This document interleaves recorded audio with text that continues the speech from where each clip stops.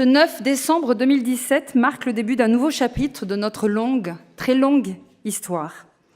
Qui parmi vous aurait osé imaginer, il y a encore quelques mois, la possibilité d'un tel événement? Quel coopérateur de nos familles politiques aurait raisonnablement caressé le projet de notre unité retrouvée?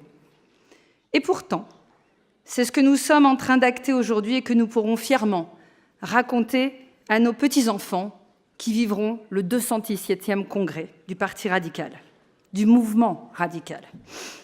Cet espoir dans lequel vous m'avez fait grandir depuis 30 ans, depuis le jour où j'ai eu la chance de rentrer dans notre famille politique, je l'ai rêvé. Et depuis plusieurs mois, en ma qualité de secrétaire général du Parti radical, j'ai travaillé avec Jacques Mézard, avec Guillaume Lacroix, sous la bienveillance, puis l'autorité de Laurent et de Sylvia. Et je dois vous avouer que de ces réunions de travail sont nées quasi immédiatement des relations fraternelles indéfectibles, sans lesquelles, j'en suis profondément persuadée, nous ne serions pas arrivés à vous proposer ce renouveau. Il est vrai qu'au tout début, nous pouvions apparaître comme de doux rêveurs, des militants romantiques et nostalgiques de la glorieuse époque du radicalisme.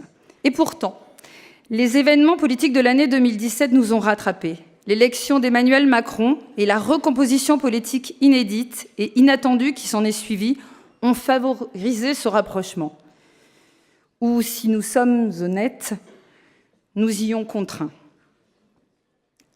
Pour devenir une libération, ils nous ont contraints à être clairs dans nos valeurs face au durcissement d'une partie de la droite qui s'est immédiatement installée dans une opposition frontale au nouveau gouvernement. Ils nous ont contraints à être clairs également face à la balkanisation de la gauche et sa grande recomposition politique déjà à l'œuvre. Ils nous ont contraints à être clairs tout simplement pour que puisse encore être portée dans notre pays une voix forte, libre et indépendante, celle du radicalisme. Dès lors, nous nous sommes employés dans la réussite de cette réunification. Et je salue Sylvia et Laurent, nos coprésidents, qui ont mis toute leur abnégation dans la réussite de cette entreprise. Je rends évidemment hommage à Bernard Castagnède et Bertrand Pancher, qui travaillent depuis plusieurs mois sur la base programmatique de notre nouveau mouvement. Et nous ne pouvons qu'attribuer une mention spéciale à Didier Mauss, notre George Washington, qui besogne à la rénovation des statuts du Parti radical depuis des semaines. Enfin, j'ai une pensée particulière pour vous, les adhérents, les militants radicaux. C'est vous qui devenez les premiers acteurs de la réussite de ce nouveau mouvement radical. Nos histoires politiques sont marquées par 45 années de séparation. Je connais les inquiétudes de certains et je les comprends.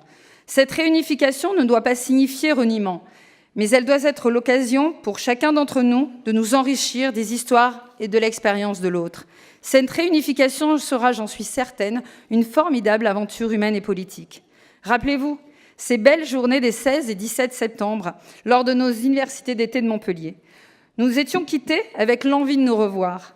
Nous sommes là et il vous appartient maintenant, dans les fédérations, de donner du corps et du sens à cette réunification. C'est à nous tous de porter 2 fois plus fort la voix du radicalisme et des valeurs d'humanisme, de progrès et de liberté. Ce ne sont pas des mots creux et sans épaisseur, contrairement à ce qu'on veut bien nous faire croire, car c'est notre rôle historique, et on ne peut plus actuel que de combattre toutes les forces de la régression généralisée, toutes ces nouvelles formes de fractions, ces embryons de ligues soi-disant révolutionnaires, mais aussi ces partis qui se disent modernes, démocratiques, citoyens et qui au final foulent aux pieds en toute impunité les valeurs républicaines qu'ils prétendent protéger et défendre. Je parle des insoumis et des fronts nationaux.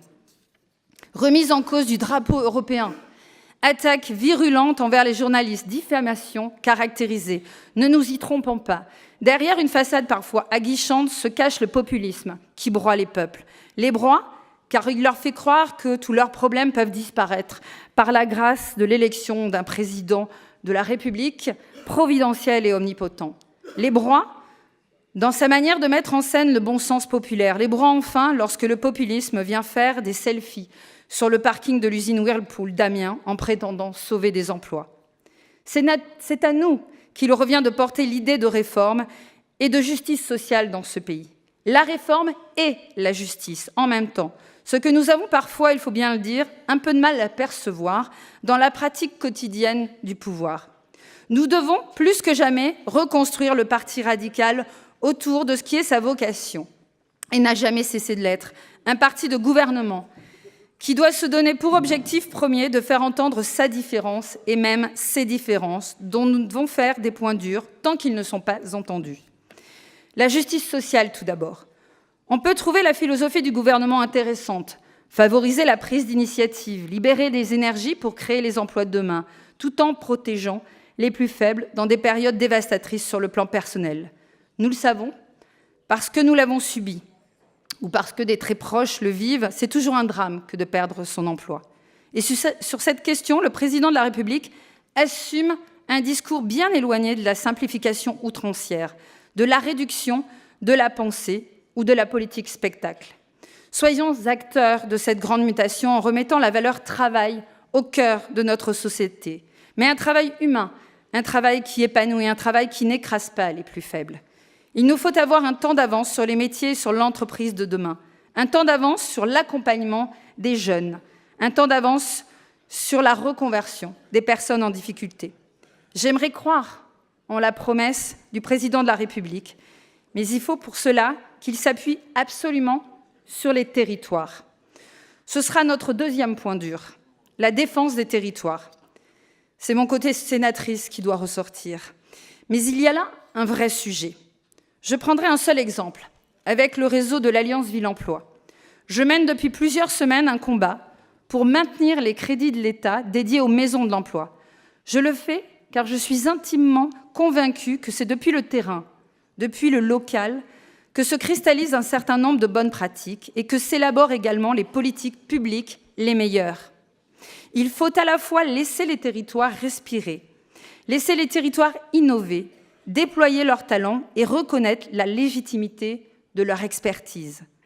Je suis une Girondine et les Jacobins n'ont pas de place dans cet amphithéâtre, bien qu'il soit nommé Bordeaux. Dernier point dur, la laïcité. Pour nous, radicaux, ce n'est pas une option, c'est une philosophie. C'est charnel au sens premier du terme. Oui, Monsieur le Président de la République, la laïcité n'est pas une religion d'État, vous avez raison. Mais ce n'est en aucun cas à la République de s'adapter au culte. La laïcité est évidemment un cadre qui permet de laisser libre cours à la liberté de culte, à la liberté religieuse. Mais ce sera toujours l'État qui en définira ce cadre. Ne retombons pas dans les travers de ces dernières années qui ont pu conduire à des situations totalement incontrôlables, des antagonismes stériles et mortifères, dans la rue comme dans les assemblées parlementaires. Nous devons être fermes sur nos principes, car comme le disait Georges Clemenceau, toute tolérance devient à la longue un droit acquis. Alors vous l'aurez compris, chers compagnons radicaux, nous n'avons plus le choix. Nous avons pour obligation d'être actifs sur le terrain, dans nos fédérations, dans nos collectivités, au Parlement, dans les médias, sur les réseaux sociaux. Nous devons être partout.